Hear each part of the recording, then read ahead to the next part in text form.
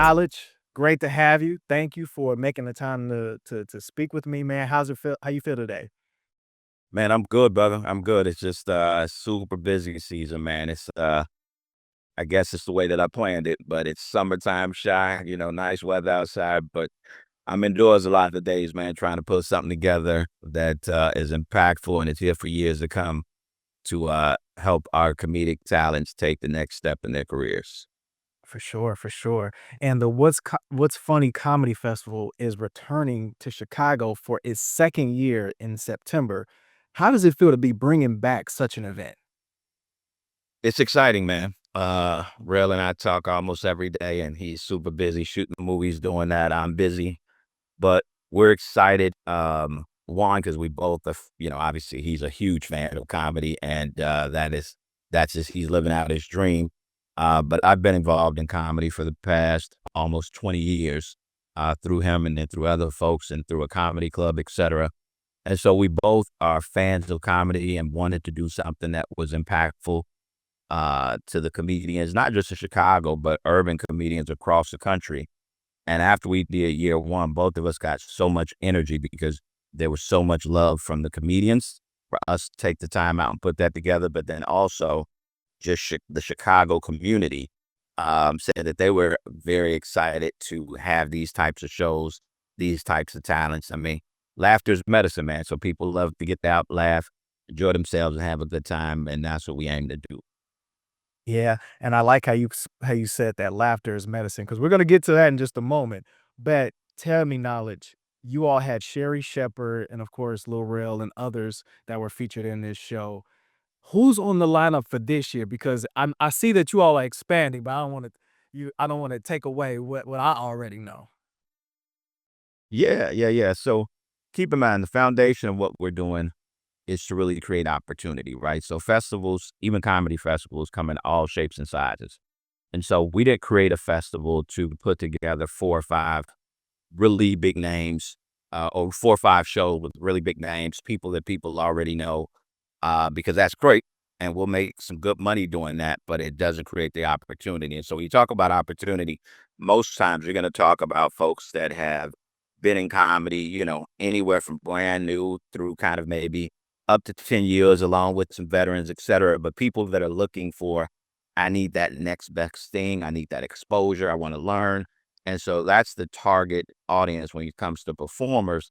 But Lil Rel being who he is, and then just Chicago being so rich in terms of comedy history, we're all we're always able to have some folks come aboard this year.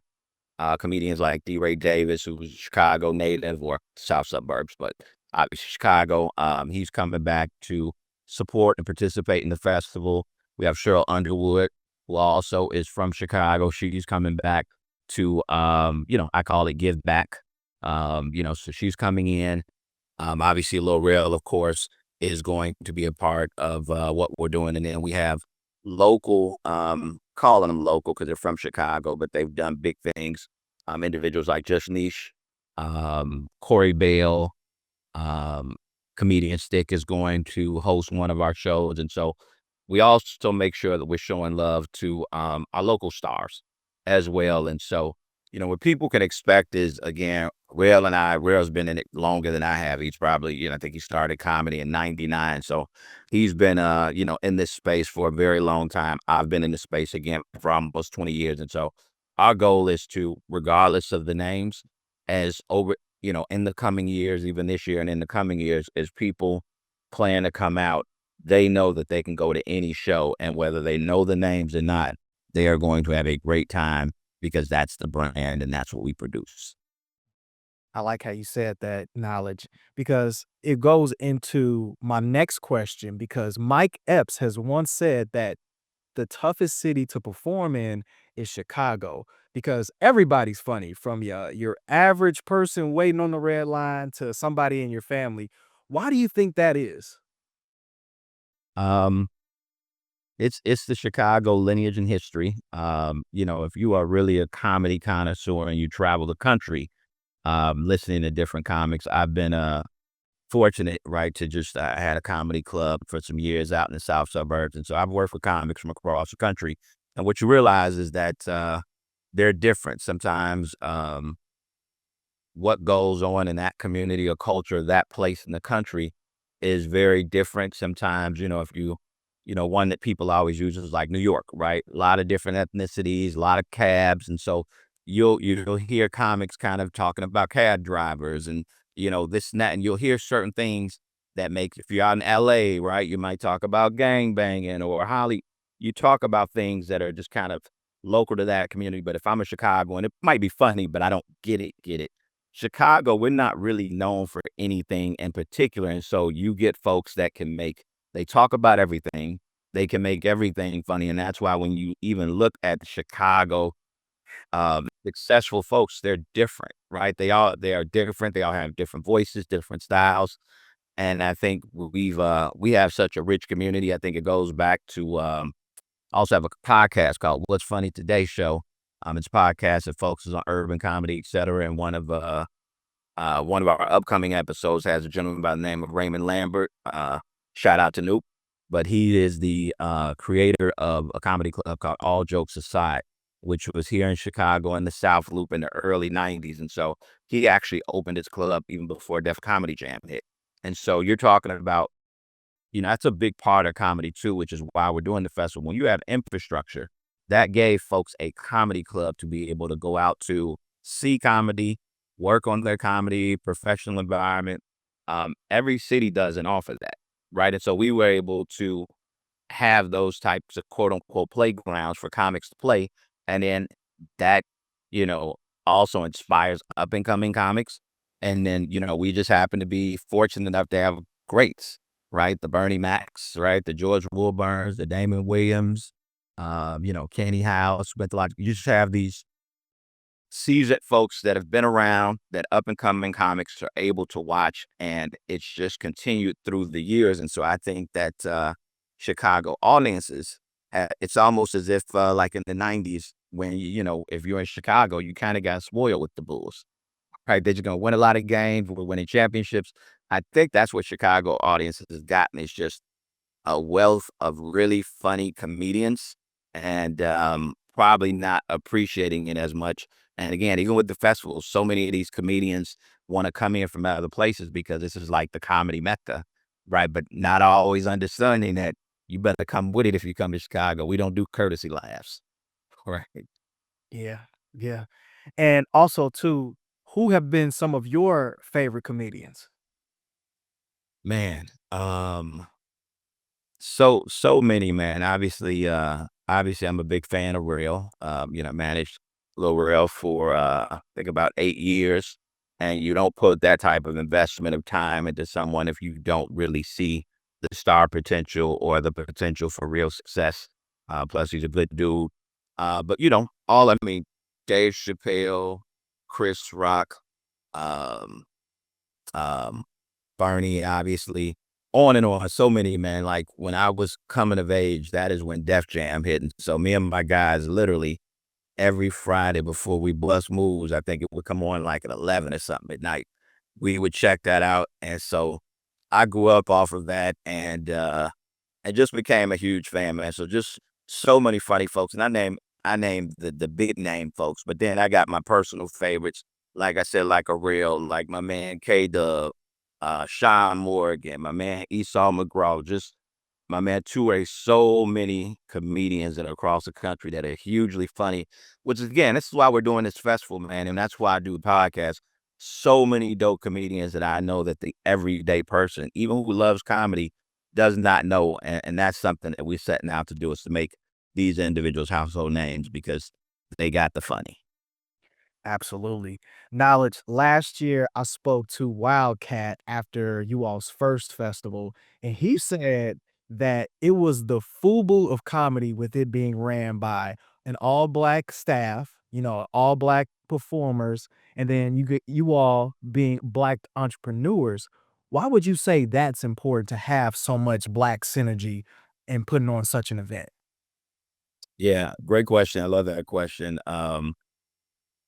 It's really important because, again, I've always been an entrepreneur, right? So shortly after finishing college, although I've worked a corporate job, I've always done something in the entrepreneurial space.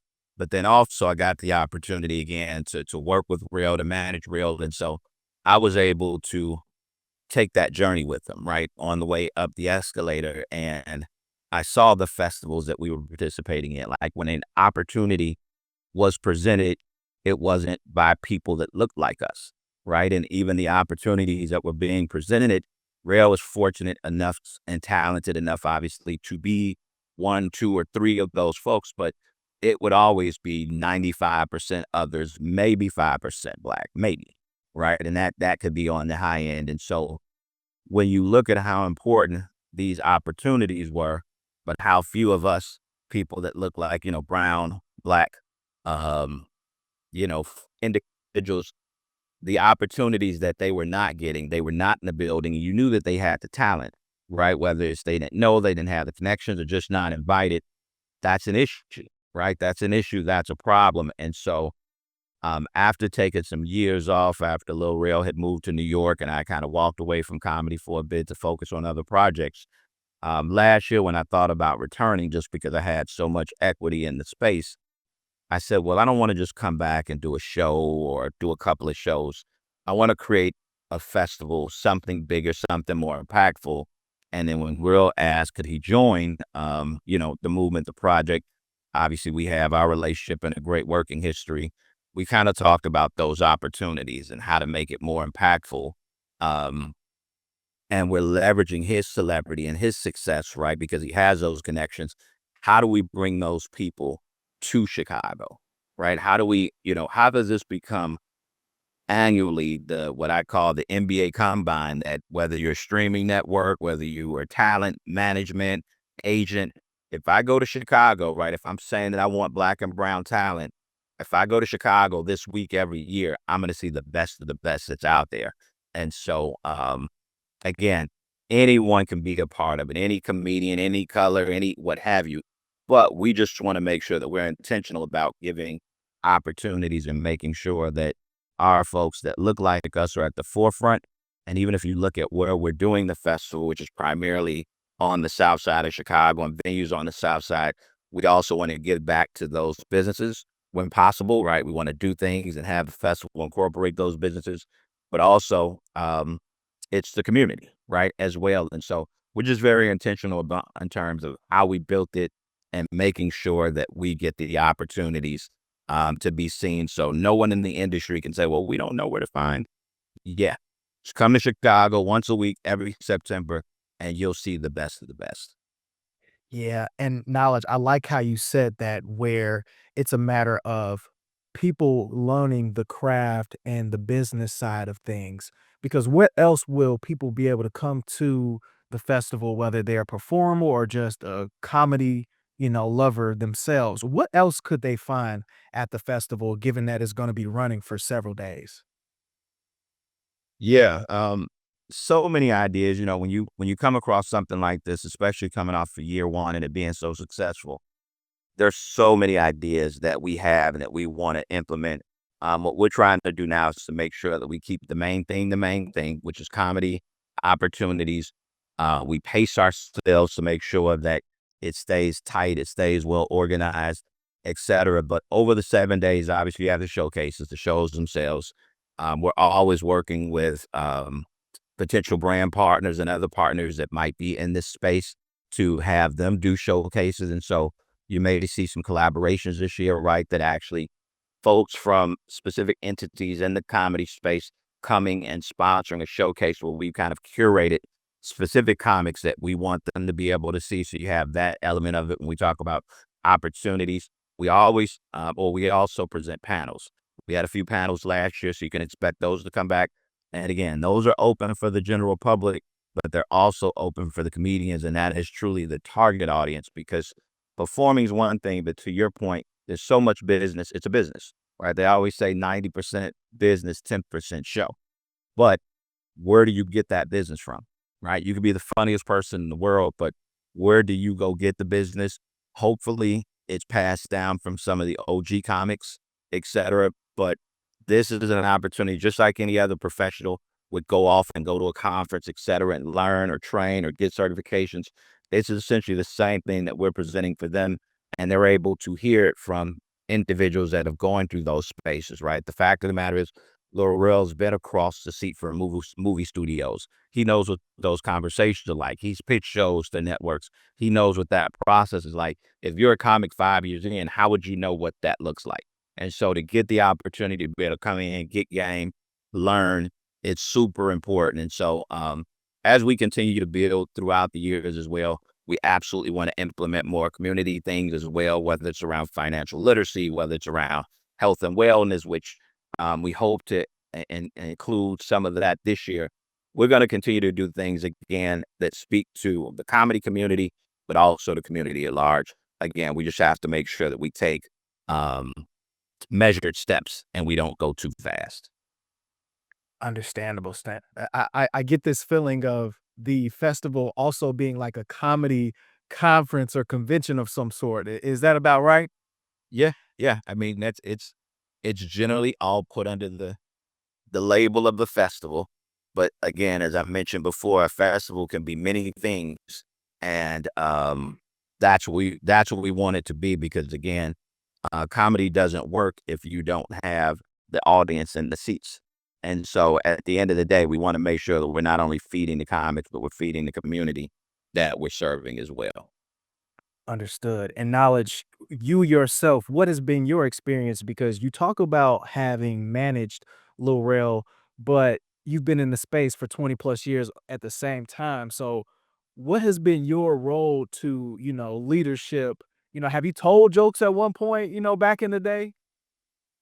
No, man, I got a joke here and there, to keep the everyday person chuckling, but no, it's never been my desire to be on stage and tell jokes. But what's always been inside me is maybe it's the point guard and me going back to grade school and high school in terms of setting people up, right? Setting people up, putting people in position to be successful. I think that's in my DNA. And so kind of started with Rail in terms of putting him in position. But, and throughout the years after Rail kind of went on to other management, had a number of comedians reach out about managing him, et cetera, which is the grind, right? It's a grind. It's an uphill battle.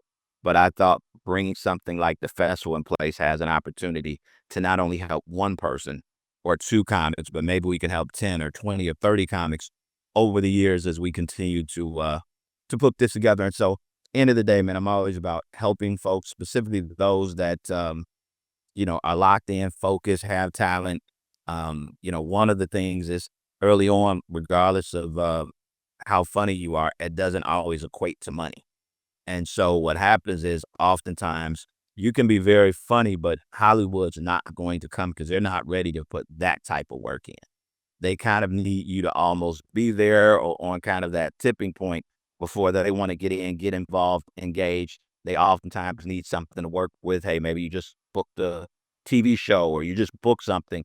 Now they'll come in and say, hey, we can help you go to the next level.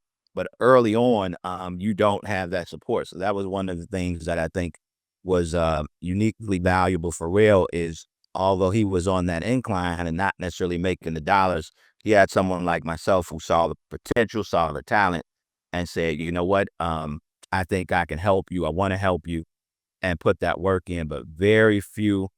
I had a podcast a couple of days with Leon Rogers and another comedian from Chicago, Mara Lee, and I just asked them, at any point in your career, have you had someone who wasn't a comedian or maybe your boyfriend or girlfriend, just someone that was working with you, someone that you can talk to on a regular basis that helped you in your career, and none of them have had that consistently. And so I know that that is a big part um, because it's a lot of work. And so ultimately for me, that's my DNA, man. And if I can help folks with the things that I've been gifted to by God, if I'm able to help folks get to the next level, it doesn't take anything away from me. And ultimately, it may create opportunities for me as well. And so that's what I've always been about, man. Yeah. And I like how you mentioned how you've been on a roll with helping others get to where they need to go as like this facilitator. Why would you say that's important instead of, feeling like "Oh, well, this should be me," because some people that might be in the background either are, stealing from whoever they're helping, or they get jealous and they feel like they should have that shine. So, what keeps you from going into a place like that? It's a good question. I think that every person is different, but you evolve as well, right? And so it's not don't get it confused. It's not charity work, right? Because there's opportunities that you can create for yourself, right? So when the What's Funny Comedy Festival becomes the biggest black and brown comedy festival in the country, there's probably going to be some dollars behind that for me. Not that that's what I'm driving toward, not that that's what I'm going after, but if something becomes big, if something becomes successful, etc., there's going to be benefit for me, right? When I look at some of the folks that I look at, like Steve Stout, if you're familiar with the music business, there's plenty of people that have been tied and worked with um, if you think about Def Comedy Jam and a Russell Simmons, right? That actually elevated Russell, even though he had Def Jam, et cetera. He built another brand by working and giving opportunity to all of these comedians. And so Def Jam was super important to the comedians and everyone that was involved in that. But it's not like Russell didn't get paid for creating that opportunity. And so when I look at it, it's a partnership. It should be, right? It shouldn't just be a win for the talent, or it shouldn't just be a win for me. It should be a win for both of us because we're all doing work. And so I think that's the way that I see it, is that it's background today. But again, as success comes, you get more and more opportunities. Hence, me and you are chatting today, right? I'm not going to tell a joke during the festival, but you are talking to the person who founded the festival. And so you'll get, if it's true shine that you want, that can be, that could potentially be problematic because you're trying to, it's a different function, right? It's a different function in terms of what I'm doing and what they're doing. Yeah, yeah. Knowledge, any sort of wisdom or knowledge for young budding comedians or those that's been in the game that quite haven't gotten the exposure that they're looking for, any advice to them? So one, you should definitely, even though the submission period is over, submission period ended on June 30th for comedians that want to get the opportunity to perform at this year's festival. But you need to make sure that you continue to check in for this festival and you sign up every year. So that's one. Um, and again, I always tell comedians, I know that you want to perform, but showcase spots are 5 to 8 minutes, right? So you're not performing an extremely long time, and it's super important. But what's more important, specifically for someone who's new, come meet some of these comedians that you are not going to meet. Come have conversations with them, because that doesn't always present itself while you're just kind of out during the week performing, et cetera. People may be in, out. This gives you an opportunity to spend significant time with folks that have been in the game longer than you, people that you can learn from. Gives you an opportunity to come and learn and hear from different people on these panels. And again, not just people, successful people in the industry that you're in. I think as a newer comedian, obviously you want to work on your material, right? You want to make sure that you become funny. I think you do that by studying the greats, and putting that time in, actually investing time to see what made them great, how to properly put together a joke and so forth. But in today's time, which I talk to a lot of comedians that have been in the game for a bit, social media has to be a part of that formula, right? So you have to learn how to leverage social media to help grow your audience, to help create your fan base, and even opportunities that you get, believe it or not. Studios, comedy clubs, they look at your social media follow, right? And in many cases now, they'll make decisions more based on your following than you're funny. And so if you're a newer comedian, you absolutely need to make sure that you're understanding social media, you're using social media, you're leveraging social media. And then, which probably may be the most challenging part, is you have to learn business, right? And I think you learn business by networking. One of the pieces of advice that I give comedians that are coming up, and it's not easy, but if you have someone in your circle that may be corporate, right, but maybe they're in sales or maybe they're in business management, um, if you can get that person to become a fan, right? Come out, invite them out to one of your shows to see you. Hopefully, they see your talent. If you can get one of those folks to help you out in terms of giving you concepts that you may not be aware of or know, helping you to understand things from a business perspective, et cetera. I think that's super important because although we would love everybody to make it, quote unquote, in Hollywood, et cetera, if that's your dream, it's not going to happen for a large percentage of comedians. But you have the Damon Williams of the world. You have like my man True Ray out of Philly. You have comedians that have been around for 30 plus years, but they're not only comedians, they're producer of shows, right? They do great networking, right? They're doing corporate gigs, right, which tend to pay more, et cetera. And so they've understood and learned that I have the funny, but the more business that I have as well, I'm gonna have more control over how this comedy career looks versus, hey, I'm talented, come pick me, come pick me, come. That's that's a way.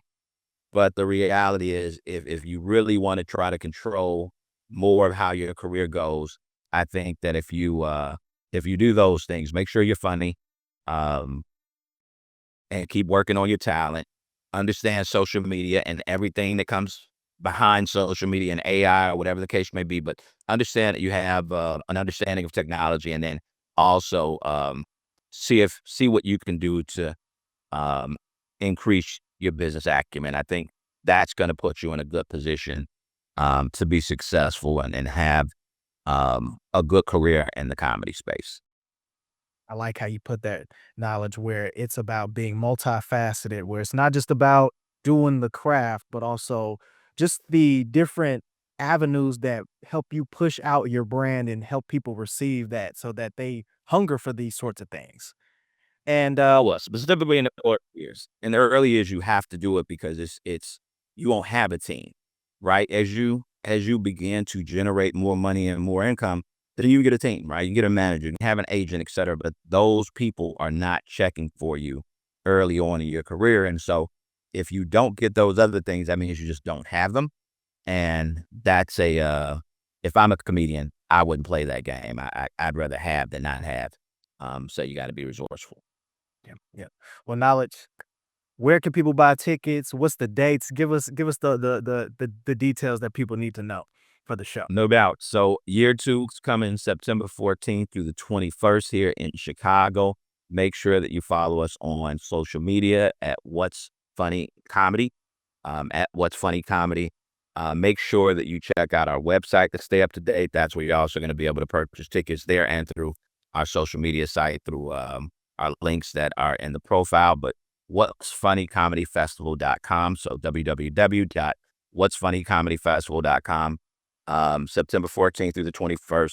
We're really working hard to put together an amazing week of entertainment, enjoyment, talent. And we're looking forward to a successful year two and on and on. And also want to shout out the podcast again. Make sure that if you are a fan of comedy, you want to learn more about comedy, you want to hear about some of the players that are behind the mic, you want to hear about the business and industry of comedy, make sure that you also follow us at What's Funny Today Show on Instagram. That is the name of the podcast. And you can also go to our YouTube page, What's Funny Comedy, and that's where the full length episodes are. And so we're all about urban comedy, man. We're all about helping these folks progress and get to the next level. So I appreciate you, good brother, for taking some time out to talk about the festival, talk about what we're doing, and hopefully let a person or two know that wasn't aware of the festival that it's a good time. Come to Chicago. If you're not in Chicago, if you're in Chicago, just grab your tickets and pull up. Appreciate you, knowledge. Thank you for making the time to speak with me, man. Yes, sir, brother. Take care.